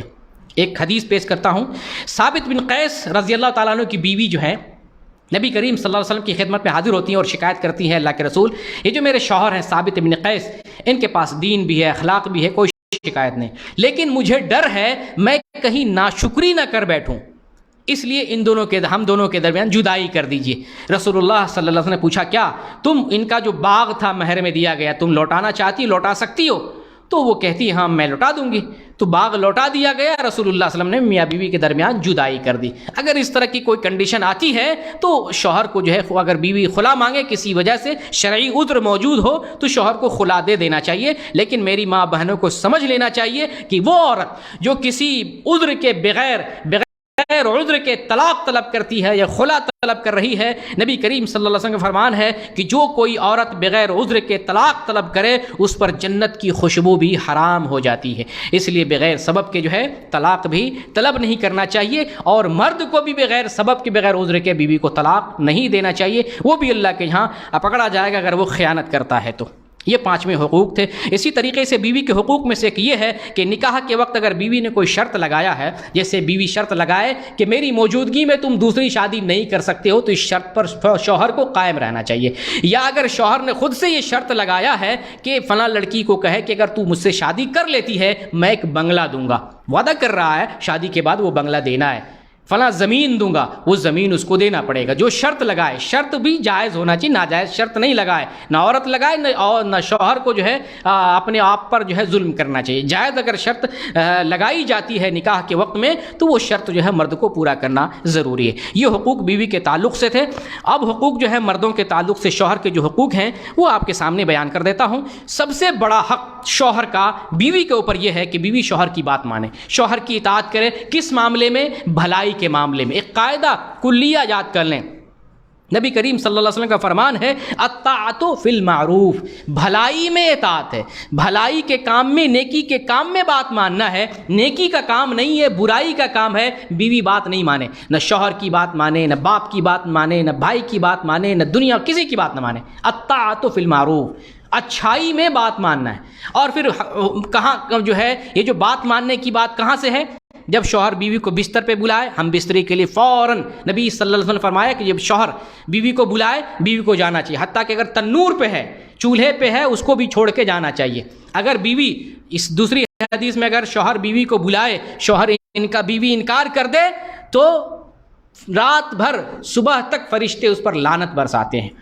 انکار نہیں کرنا چاہیے۔ تو بہرکیف شوہر کوئی حکم دے میرے پاس آؤ، بیوی کو ماننا چاہیے۔ شوہر حکم دے گھر سے نہ نکلو، گھر سے نہیں نکلنا چاہیے۔ شوہر حکم دے میں گھر میں موجود ہوں، نفلی روزانہ رکھو، بیوی کو ماننا چاہیے۔ اچھی بات کا حکم دے، بیوی کو ماننا چاہیے۔ اچھی بات نہ ہو، اسلام کے خلاف ہو، بری بات ہو، بیوی کو وہاں وہ بات نہیں ماننا چاہیے۔ بیوی شوہر اگر حکم دے پردہ نہ کرو، میرے ان دیوروں سے پردہ نہ کرو، گھر والوں سے پردہ نہ کرو، محلے میں پردہ نہ کرو، اس بات کو نہیں ماننا۔ بہت سے پاکستان میں جو ہے اور انڈیا میں بھی اس طرح کا ماحول ہے، شادی کر کے عورت کو لاتے ہیں، گھر میں ماحول ہے بے پردگی کا، شوہر زبردستی، اگر عورت پردہ کرتی ہے زبردستی شوہر کہتا ہے کہ پردہ نہ کرو۔ میری ماں اور بہنوں، ایک حدیث یاد رکھ لو، اور اگر ایک حدیث پر عمل کرتی ہو، شوہر بھی خوش، تم بھی خوش، تمہاری دنیا بہتر، آخرت بہتر۔ کون سی حدیث ہے؟ نبی کریم صلی اللہ علیہ وسلم کا فرمان، اذا صلت المرأة خمسها وصامت شهرها وحسنت فرجها واطاعت زوجها قیل لها ادخل الجنہ من ای ابواب الجنہ شئت۔ نبی کریم صلی اللہ علیہ وسلم فرماتے ہیں کہ عورت اگر 5 وقت کی نماز پڑھ لے، پہلی بات 5 وقت کی نماز پڑھ لے، 1 مہینے کا روزہ رکھ لے، رمضان کا روزہ، اور اپنے شرمگاہ کی حفاظت کر لے، شادی اسی لیے نہیں کیا ہے، اپنے شرمگاہ کی حفاظت کر لے۔ تیسری بات، چوتھی بات، وَأَطَاعَتْ زَوْجَهَا، اپنے شوہر کی فرما برداری کرے، بات مانے، حکم مانے، اس سے کہا جائے گا جنت کے جس دروازے سے تم داخل ہونا چاہتے ہو داخل ہو جاؤ۔ یہ ہے عورت کا مقام و درجہ۔ اس لیے عورتوں کو میں کہنا چاہتا ہوں کہ اس حدیث کو گانٹھ باندھ کر، کپڑے میں گانٹھ باندھ کر رکھ لیں، اس حدیث پر عمل۔ 4 باتوں کو، 5 وقت کی نماز پڑھیں، 1 مہینے کا اس سال میں 1 مرتبہ روزہ ہے وہ روزہ رکھیں، شرمگاہ کی حفاظت کریں، بے غیرتی، بے عزتی، عزت و آبرو کی حفاظت کریں، شرمگاہ کی حفاظت کریں، نظروں کو جھکا کے رکھیں، شوہر کی بات مانیں، انشاءاللہ گھر آپ کا بہترین رہے گا، زندگی اچھی سے گزرے گی، اللہ بھی خوش، اور دنیا بھی بہتر اور آخرت بھی آپ کی بہتر ہو جائے گی۔ یہاں ایک مسئلہ ذکر کر دیتا ہوں، شوہر کی بات ماننا بیوی کی ذمہ داری ہے۔ اگر شوہر کی بات بیوی نہیں مانتی، نافرمانی کرتی ہے، تو شوہر جو ہے کیا کرے گا؟ نافرمانی پہ نافرمانی کر رہی، بات نہیں مان رہی، اسلام نے قاعدہ اور قانون دیا ہے، قانون دیا، بیوی نافرمانی کرے تو اسلام نے حکم دیا ہے کہ پہلے بیوی کو تنبیہ کرو، واعظ و نصیحت کرو، پہلا مرحلہ۔ دوسرے مرحلے پہ اگر اس سے بھی نہ سدھرے تو تم اس کا بستر الگ کر دو، دوسرا مرحلہ۔ اگر اس سے بھی نہ سدھرے تو اس کا مرحلہ یہ ہے کہ تم اس کو ہلکی مار مارو، ڈپٹو، ڈڑاؤ، دھمکاؤ، تیسرا مرحلہ ہے۔ یہ 3 مرحلہ کہاں ہے؟ گھر میں ہے، میاں بیوی کے درمیان، ابھی تیسرا کوئی نہیں جان رہا ہے۔ اگر ان 3 کاموں میں بھی، ان 3 طریقوں سے بھی بیوی کی اصلاح نہ ہو سکے تو شوہر کیا کرے گا؟ بیوی شوہر کے جو ہے خاندان والے سے کچھ آدمی بلائے گا، اور عورت کے خاندان والے سے کچھ آدمی کو بلائے گا، جمع کر کے صلح کی اور اصلاح کی کوشش کرے گا، اصلاح ہو جائے، میاں بیوی کے معاملے کو حل کر لیا جائے گا۔ اگر اصلاح نہ ہو سکے تو پھر دونوں میں جدائی کر دی جائے گی۔ اس لیے میری ماں اور بہنوں کو سمجھنا چاہیے کہ آپ کا کام ہے شوہر کی اطاعت کرنا، شوہر کی بات مانے، نافرمانی آپ کا کام نہیں۔ آپ کی شادی ہوئی ہے، آپ شوہر کی بات مانیں، شوہر کی اطاعت کریں، فرما برداری کریں، اور فرما برداری اچھے کام میں، نیک کام میں، بھلے کاموں میں۔ اور پھر ان مردوں کی بھی ذمہ داری ہے، پٹاک جو طلاق دیتے ہیں، چھت پہ چڑھو گی طلاق، کھڑکی سے دیکھو گی طلاق، اس کو فون کرو گی طلاق، بہن سے رابطہ کرو گی طلاق، میں کے جاؤ گی طلاق، ہر بات پہ طلاق، آنگن میں آؤ گی طلاق، چچا کے گھر میں جاؤ گی طلاق، کھانا ایسے بناؤ گی طلاق، اس میں نمک تیز ہو جائے گا طلاق۔ یہ جو ہے مردوں نے مذاق بنا رکھا ہے۔ طلاق کے پروسیس ہیں، اتنے سارے پروسیس ہیں، اس کے بعد آخر میں طلاق ہے۔ جب کسی بھی طرح سے نباہ کی کوئی صورت نہ بنے پھر طلاق ہے، اور طلاق بھی ایک ٹائم میں ایک طلاق دیں، یہ بندوق کی گولی نہیں، دھائیں کسی کو مار کے ایک ہی ٹائم میں ختم کر دو۔ اللہ تعالیٰ نے اختیار دیا ہے، الطلاق مرتان، ایک ٹائم میں ایک طلاق، الطلاق مرتان، طلاق 2 ٹائم ہے، 2 ٹائم الگ۔ ٹائم کس کو بولتے ہیں؟ الگ الگ، جیسے ابھی رات کا ٹائم ہے، پھر فجر کا ٹائم، پھر ظہر کا ٹائم، یہ ٹائم بولا گیا اللہ تعالیٰ نے۔ 2 ٹائم کا مطلب الگ الگ وقت میں دینا ہے، ایک ہی ٹائم میں دھائیں طلاق نہیں ہو جائے گی، ایک وقت میں ایک طلاق، اور وہ بھی پروسیس کے بعد، نصیحت، زجر و توبیخ، مار پیٹ، حکم، فیصلہ، سارا کچھ کر لینے کے بعد آخری مرحلہ آتا ہے۔ اس لیے جذباتی میں فوراً طلاق نہیں دینا چاہیے۔ یہ پہلی چیز میں نے بیان کی۔ دوسری چیز یہ ہے کہ بیوی کو شوہر کے گھر میں رہنا ہے، شوہر جہاں رہے وہیں پہ رہنا ہے، گھر میں رہنا، یہ عورت کی ذمہ داری ہے۔ اللہ تعالیٰ نے قرآن میں فرمایا وَقَرْنَ فِي بُيُوتِكُنَّ، کہ تم گھروں کو لازم پکڑو۔ عورت کا کیا کام ہے کہ شوہر کے گھر میں رہے، شوہر جہاں رکھے وہاں رہے۔ وہ یہ نہیں کہہ سکتی ہے کہ میں جو ہے میں کے ہی میں رہوں گی، میں یہیں نہیں رہوں گی۔ شوہر اس کے لیے جو جگہ مہیا کرے، جو اپنی طاقت اور حیثیت سے بیوی کا کام ہے اس جگہ پہ رہے، اسی جگہ اختیار کرے۔ شوہر کی اجازت کے بغیر گھر سے بیوی قدم نہیں نکال سکتی ہے، ماں باپ کے گھر بھی نہیں جا سکتی ہے،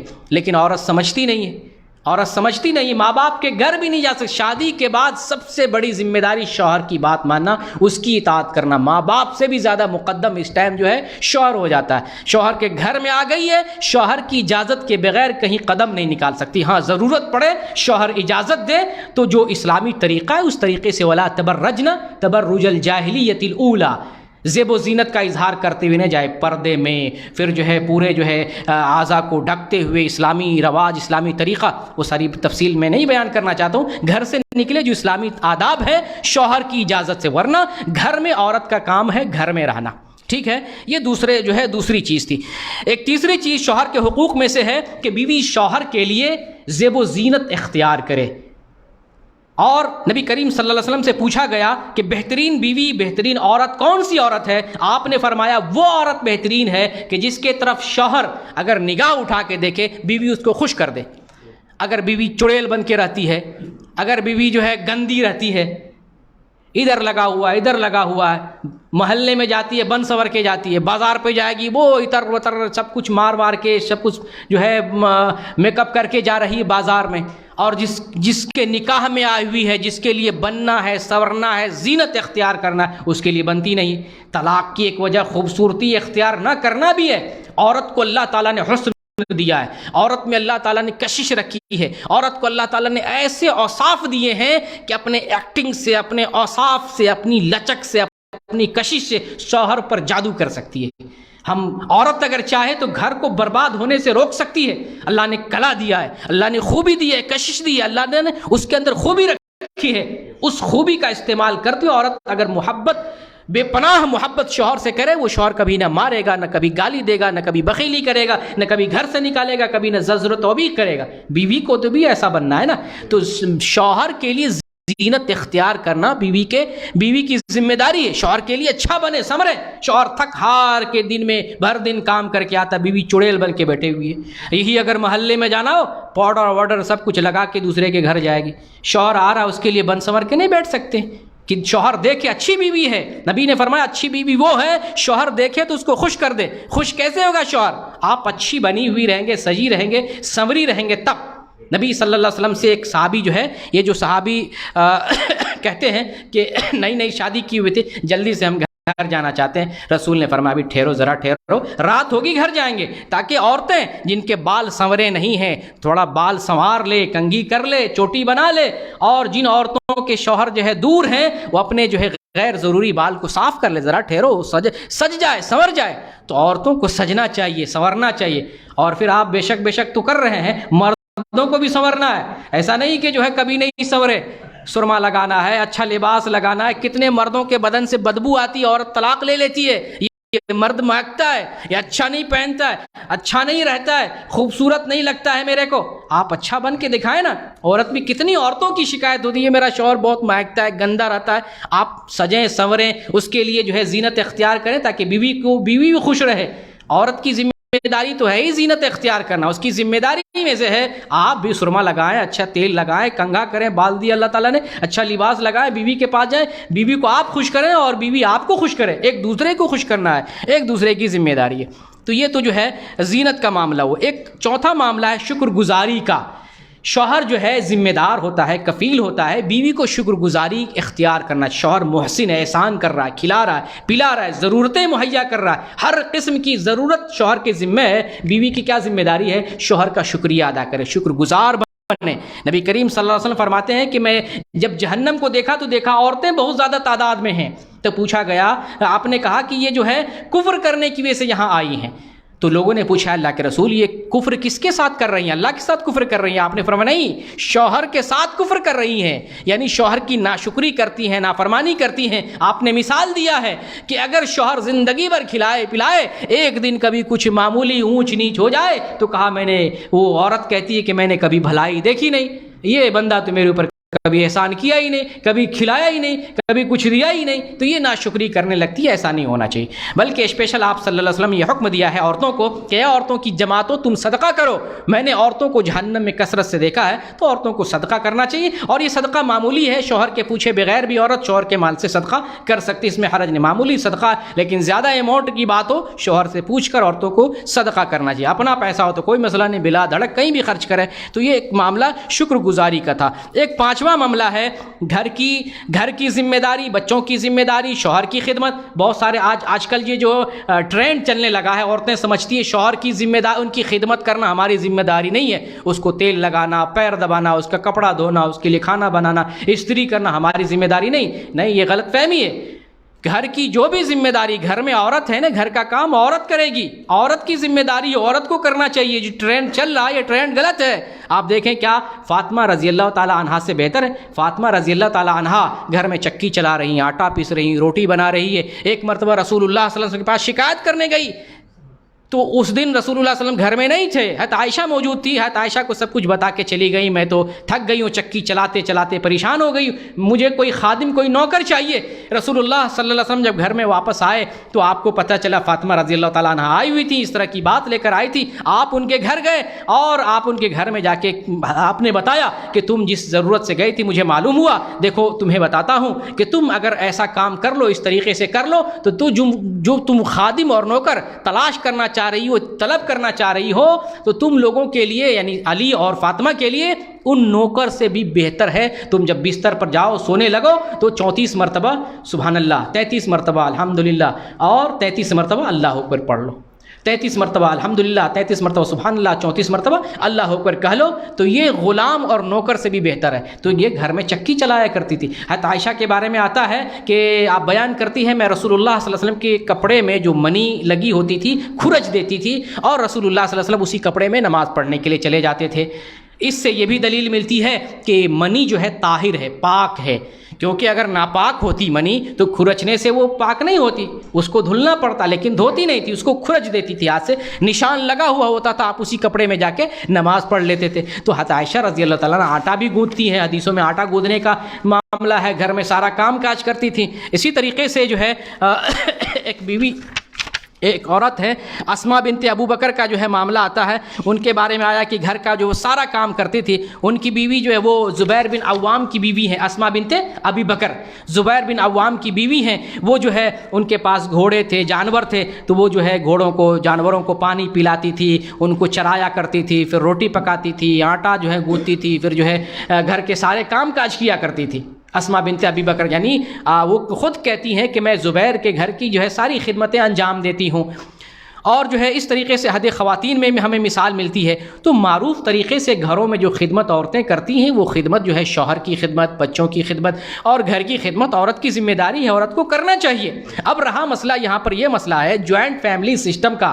ایک عورت، ایک بہو جو شادی کر کے آتی کتنے آدمی کو خوش رکھے. عورت کی ذمہ داری ہے شوہر کی بات مانے، اپنے بچوں کی پرورش کرے، اس کی صحیح تربیت کرے. لیکن جوائنٹ فیملی سسٹم میں ایک عورت کو سب کو خوش رکھنا ہے. کس کو؟ نند کو، دیور کو، جیٹھ کو، جیٹھانی کو، سب کو خوش رکھنا. کیسے ہوگا؟ تو یہ جوائنٹ فیملی سسٹم بڑا زہر ہے. ایک عورت خوش نہیں رکھ پاتی سب کو اور سب تہس نہس ہو جاتا، پردے کا رواج نہیں، مالی نظام بگڑ جاتا ہے، محبت آپس میں بھائیوں میں عورتوں میں نہیں رہتی ہے، پھر آگے چل کر کے وراثت کا مسئلہ بہت بگڑ جاتا ہے. بہت ساری خرابیاں ہیں.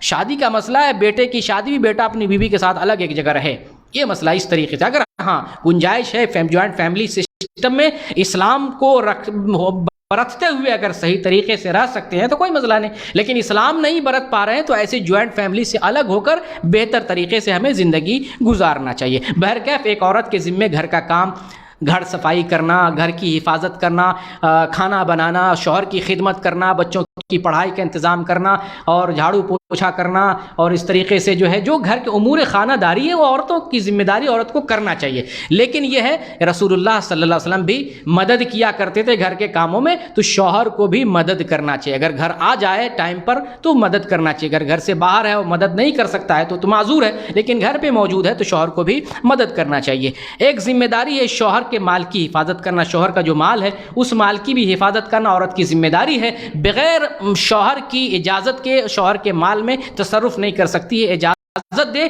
تبھی وہ خرچ کرے گی، الا یہ کہ اپنی ضرورت ہو، ضرورت کے لیے استعمال کرے، معمولی صدقہ خیرات ہو تو کر سکتی ہے۔